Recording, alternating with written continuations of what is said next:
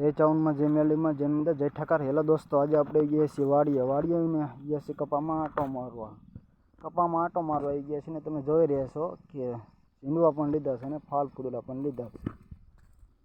कपा में आटो मारता जोई रह्या छी कि रोग नथी के नथी। रोग तो कई नथी अने कपा पण सारो एवो छे भगवाननी दयाथी।